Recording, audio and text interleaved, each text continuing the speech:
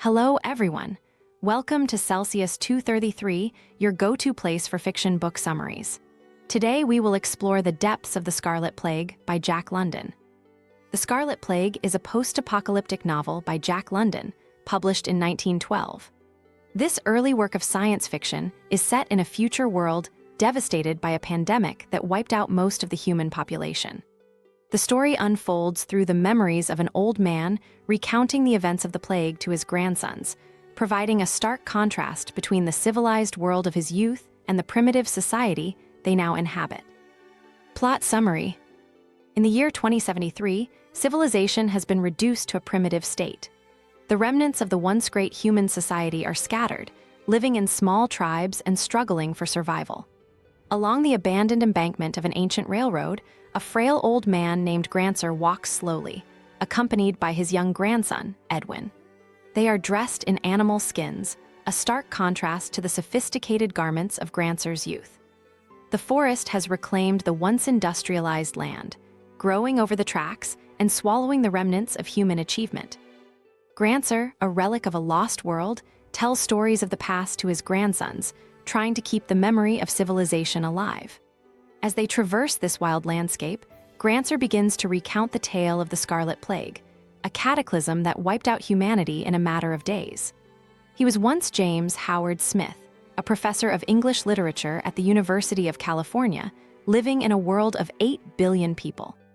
But that world was obliterated in the summer of 2013 when the plague struck.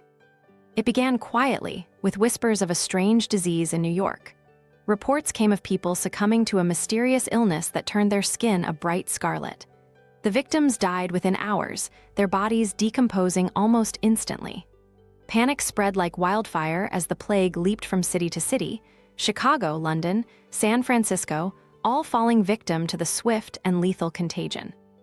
The world watched in horror as the bacteriologists, the brave scientists who battled the microscopic killers, were themselves slain by the very germ they sought to conquer.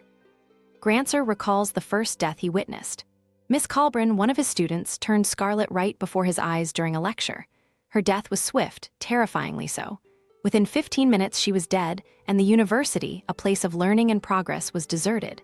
Students and professors alike fled, their minds consumed by the fear of an invisible enemy.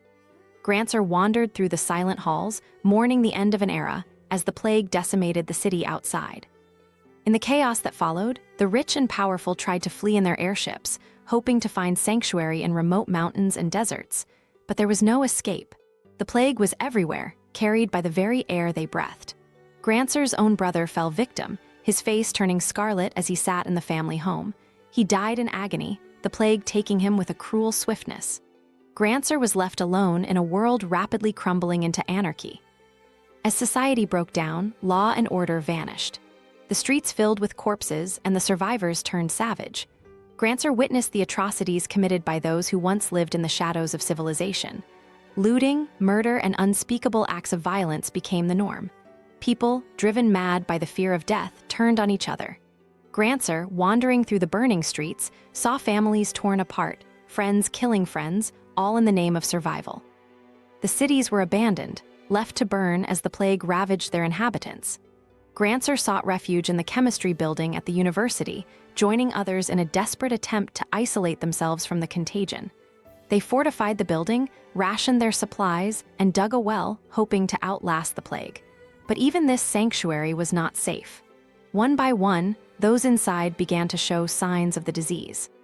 The plague had a terrifying incubation period, lying dormant for days before revealing itself with a scarlet flush.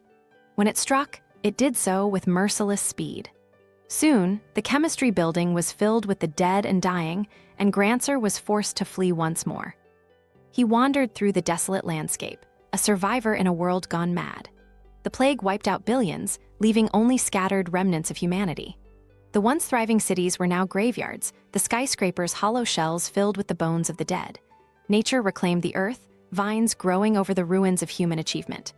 Grancer lived like an animal, scrounging for food and shelter, always on the move, avoiding the packs of wild dogs and the savage remnants of humanity that roamed the land. In time, the plague ran its course, leaving behind a handful of survivors to rebuild in a world that had reverted to a state of primal existence. The few who remained were those who had been isolated enough to avoid infection or those who, by some miracle, were immune. Grancer, now an old man, became one of the few links to the past. His grandsons, Edwin and Harelip, listened to his tales of a world they can scarcely imagine, a world of flying machines, of millions of people, of cities that never slept. To them, his stories are like myths, almost beyond belief. The children of the New World have little interest in the tales of the past. They see Grancer's stories as the ramblings of an old man, irrelevant to the harsh reality they face. Yet, Grancer persists, sharing his memories in the hope that some knowledge of the world that was might survive. He describes the marvels of technology, the comforts of civilization, and the beauty of art and literature, all lost to the Scarlet Plague. As the sun sets over the abandoned railway, Grancer and Edwin sit by the fire. The old man's eyes are filled with a distant sadness as he gazes at the flames, seeing in them the dying embers of a once great civilization. He knows that the world he knew is gone forever, replaced by this new, savage existence. Yet, he clings to the hope that perhaps, one day, humanity will rise again from the ashes of the Scarlet Plague, and the stories of the past will not be forgotten. If you loved this, don't stop here. Check out other books by Jack London. You'll find them below or on Celsius 233. Remember, while our summaries capture the essence, they can never replace the full experience of reading the book. If this summary intrigued you, consider diving into the complete story, buy the book, and immerse yourself in Jack London's original work. Bye-bye, take care, have fun.